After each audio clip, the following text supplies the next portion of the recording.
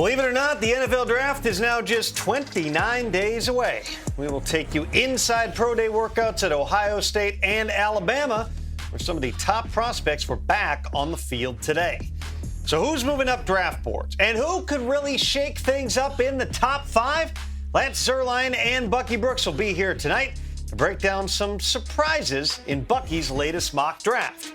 We will also chat with former LSU quarterback Garrett Nussmeier, who is healthy again, winner of the Senior Bowl MVP, and hoping he's put himself back in the conversation as a franchise quarterback.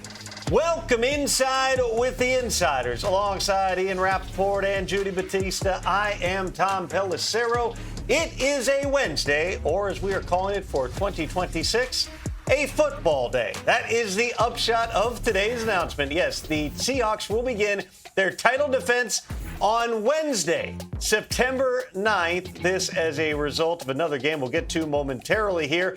First game since COVID played on a Wednesday. Opponent to be determined, but that's when things will kick off in Seattle. The next night, it is going to be the 49ers and the Rams, or as the folks watching it live in Melbourne would say, the next morning, 10:35 a.m. local time, 8:35 p.m. Eastern, the inaugural game in Australia. It is in Melbourne. It is an NFC West clash.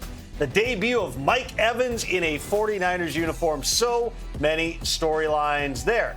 Well, we see this guy in week one. No national TV for Patrick Mahomes, but given the fact that Ian, the last time we saw him on the football field, his knee was pointed the wrong direction, this certainly seems like a good sign.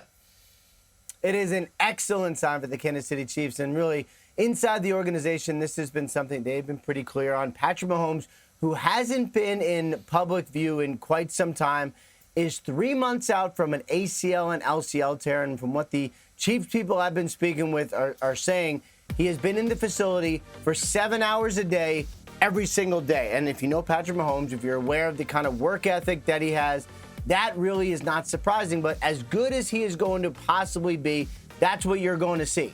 So this is good news. That said, there is still some uncertainty. There's a lot of uncertainty because he is, as I mentioned, just 3 months out, Judy, from a 9 to 12-month recovery. It is not just an ACL tear.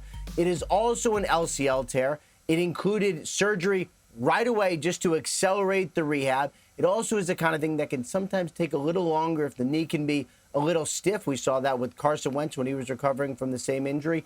If Patrick Mahomes is not ready in September, he is just not going to be on the field. This is a conservative and very, very good medical staff. That, Judy, is why they traded for Justin Fields, who has plenty of starter experience, even if it's just the first couple of games of the season. Yeah, we should tap the brakes a little bit here because while it is great to see Patrick Mahomes on a field and throwing a football, we're not medical professionals. We can't tell what we're looking at. I'm sure all of the internet doctors will weigh in on exactly how that leg looks. Having said that, Patrick Mahomes is aiming to be ready for the start of the season. That is a very, very aggressive timeline. We're 100 days out, so a little bit more than 3 months out from his surgery. That means you're looking at 6 months to go. That is really pushing the calendar, as you mentioned. They signed Justin Fields. They also signed Kenneth Walker. Don't forget, Patrick Mahomes had to do a lot of running for the Chiefs last year. They certainly don't want him to have to do that under any circumstances, but especially coming off as big a knee injury as this. The real question is not what day will he be able to get back on the field. It's how much like Patrick Mahomes will he be looking whenever he is back on the field. He could be medically cleared. Will he be the player, the dynamic, playmaking kind of Patrick Mahomes we're used to seeing, or will he be some fraction of that? Still great to see him back on the field. For the first time in the Patrick Mahomes era, the Chiefs did not win the division last year, but everybody in some way in that division still chasing Kansas City. That includes the Raiders, whose presumptive number 1 overall pick, Fernando Mendoza, is set to visit the team in a couple of weeks. Feels like a formality. Every expectation it will be Mendoza at number 1 as the Raiders begin their rebuild with Clint Kubiak at the helm. Take a look at Bucky Brooks' new mock draft 3.0. He's got, you guessed it, Fernando Mendoza in the number 1 spot. But we got some other interesting stuff happening in this mock. For more on that, here's Bucky with our buddies Lance Zierlein. Guys. Yeah, every morning I wake up and I go do my job in sports radio. I sit in a chair and I do interviews.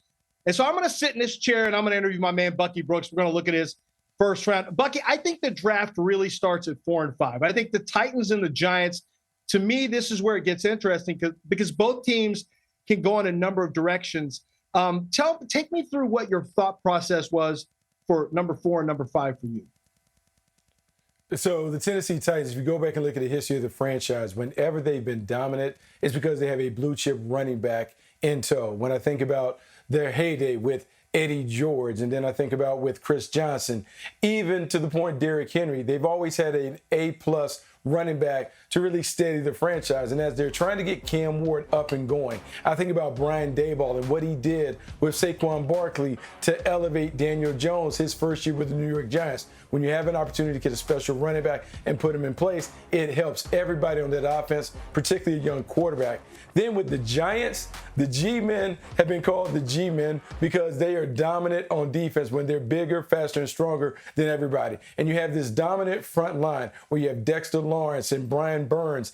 You have Kayvon Thibodeau and Abdul Carter. But behind them, we're talking about putting Sonny Styles, a next-level playmaker, alongside Trayvon Edmonds. You think about that front seven and what defensive coordinator Denard Wilson can do with those guys, it sets the table for everything else. And while people are screaming for Jackson Dart to get another weapon, the Giants win when their defense is top-notch. To me, putting Sonny Styles on that defense allows this defense to go to another level, and that brings them one step closer to being able to gain ground on the division rivals. I want to take you to number 8, the New Orleans Saints. You've got them taking Jordan Tyson.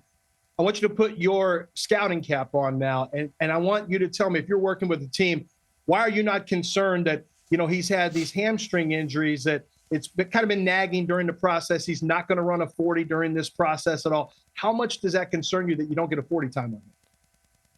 Well, look, man, this is very concerning given his history. He has a long list of injuries, but when you look at the pure talent, he reminds me of the guy that is now the highest paid receiver in the league. That's Jackson Smith in Jigba. And even going back to JSN, remember, JSN has some injury history that made people pause and wonder, should they take him early in the first round? He has only blossomed and become one of the best receiver, if not the best receiver in football. And Jordan Tyson, I see someone with similar skills. I see someone that can play outside or inside, outstanding route runner, terrific hands, dominant ball skills. To me, he's a number 1 receiver all day, every day. It's a matter of making sure the medical people clear him, because if he's cleared and ready to go, to me, he's a top 10 pick.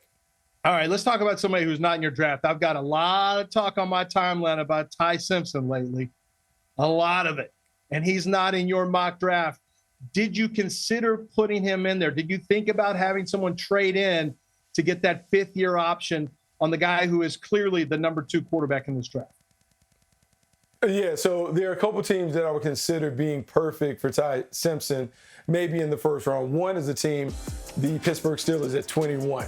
If they liked him, I could see Mike McCarthy doing the Aaron Rodgers thing all over again. If Aaron Rodgers resigned, you get Tyson Simpson, you let him sit, you let him cook a while, and then eventually he becomes a starting quarterback. That's not in play because I think Pittsburgh got burned by that approach with Kenny Pickett. So now we talk about another team that could bounce in there. That would be the Arizona Cardinals. If they got a little nervous that he was going to fall out of the first round, maybe they hop in there because they still don't have their quarterback of the future.